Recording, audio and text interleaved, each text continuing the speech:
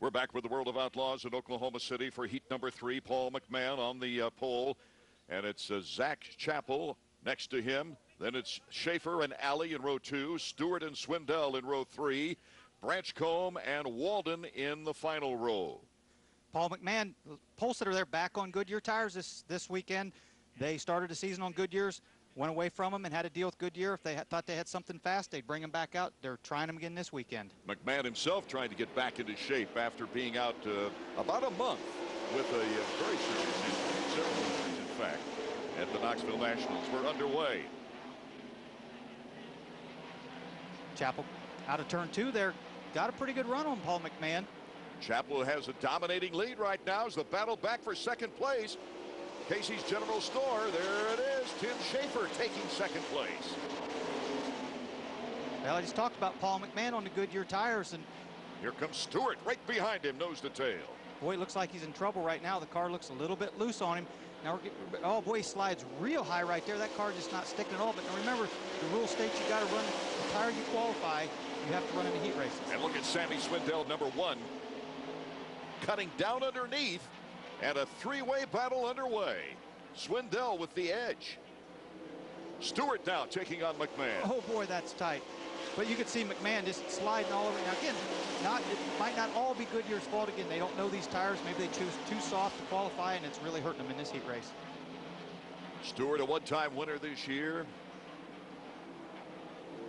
Chappell, we haven't seen much of him on the World of Outlaws trip. 4 laps down, 4 to go. Boy, sure showing him the back of that race car in his heat race. Chappell driving very smooth. Chappell, Schaefer, Swindell, the top 3.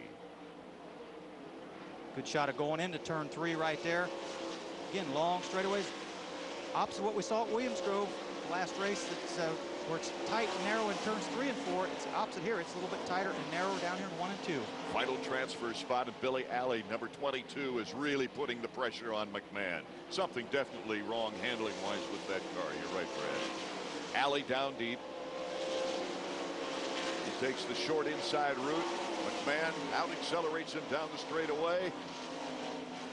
Good race going on for the final transfer spot. Yeah, you can see McMahon kind of moving around. He's trying to go up to the top. He actually turns the car down off the top, trying to get to the inside, down the straightaways, but white flag is out for Chappell. We take a look at this final transfer spot. Can McMahon come back? Alley getting a good lead out of turn 2.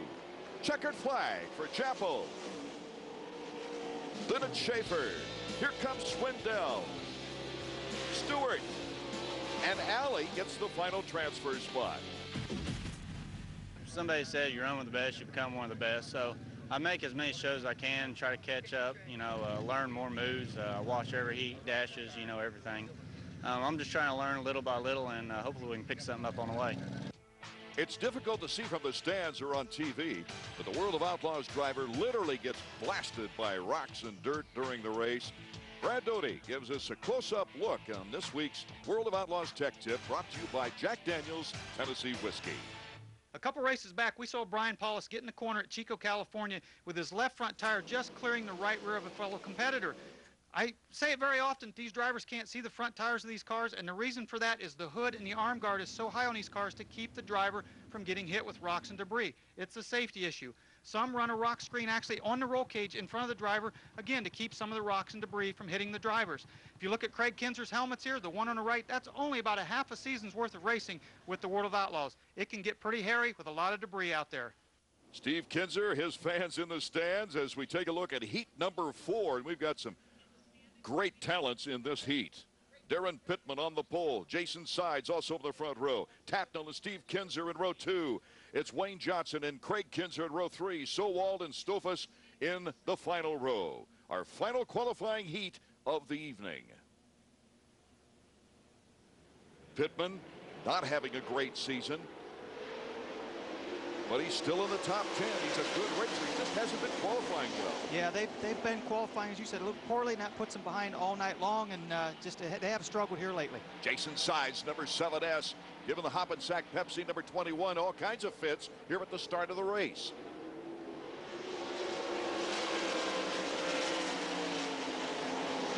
Steve Kinzer moving into third. So it's Pittman, Sides, and Steve Kinzer. Now watch down the back straightaway here as you see Tatnall there on the left and Craig Kinzer. See if they both run. Now, two different lines. Tatnall goes in kind of in the top, turn the car, trying to get on the bottom, and Craig Kinzer staying on the top up on that cushion. Delco Remy, 11K, trying to move up a notch as we go back to our leaders. You see, again, what happens there when Sides in the 7 car got underneath the Pittman, he had to turn the car a little bit to keep from hitting him, and you could just see how much momentum and speed that Pittman had off the corner and pulled away from him. Sides still within striking distance if something should happen to Pittman. Pittman with a new ride next year. It's Pittman, Sides, Steve Kinzer, and Tatnall the top 4. Craig Kinzer in that final transfer spot. Yeah, this time of the season, a lot of people are putting new deals together for next year. Drivers talking to different cars, maybe some putting their own teams together, that kind of thing. It sounds like we're going to have a whole lot of cars next year. Yeah, it looks like at least maybe 20 mean. What are they going to do? Yeah, what would they call that? It's the mean 15 now. What are they going to make it when it's about 20 or 22? Tatnall, he's got a new ride for next year, and right now in the 66 Phillips. Pittman, his car owner in Australia, he goes down there every year for the series, is coming to the States to support him in the effort of the world of Outlaws here in the States. 2 laps to go for Pittman, and he has just held on to a nice lead all the way. You know what? You talked about Sides turning a car sideways, and people at home might ask, well, it looks like the cars are running sideways all the time. Well, it's a fine line of how much to sideways. Right there, you can, as a perfect example, you want the car turned sideways so you're pointed straight down the straightaways, but if you kick it out a little bit too far, then you scrub off too much speed. Final lap. Pittman in control. Sides in second place. Darren Pittman takes the checkered flag. He's the winner of our final heat. There goes Sides and Steve Kinzer. Then it's Tatnall, Craig Kinzer. They get the final transfer spot. Craig Kinzer. 6th goes to Johnson, and Sowald and Stofus having to go on to the B main. Unfortunately, we had to start on the front row. Didn't qualify too good, but I don't think we made a dash. But we'll start from 21st to 22nd as usual and see how far we can get up there. The dashes are next when we return to Oklahoma City. Art Ekman and Brad Doty back in Oklahoma City for the World of Outlaws as we get set for our first of 2 dashes, 5 laps each. This first dash determining the inside top 8 rows, which also means the pole sitter. On the pole for this dash, Jason Myers, Stewart next to him in the front row. Swindell and Lasowski, Alley and Tatnall, Saldana and Crocker as they accelerate out of 4. We're under green. Jason Myers taking the immediate lead, getting the whole shot. Stewart in second. Good battle with Lasowski and Tatnall for 4th. Tatnall number 66, Lasowski, the JD Byrider. Home Depot Stewart machine. Boy, that was tight, Art. Tatnall could have, he had Lasowski beat going into turn 3. He could have slid up and actually taken a line from Lasowski, but I don't think he thought he was completely past him, so he backed off a little bit.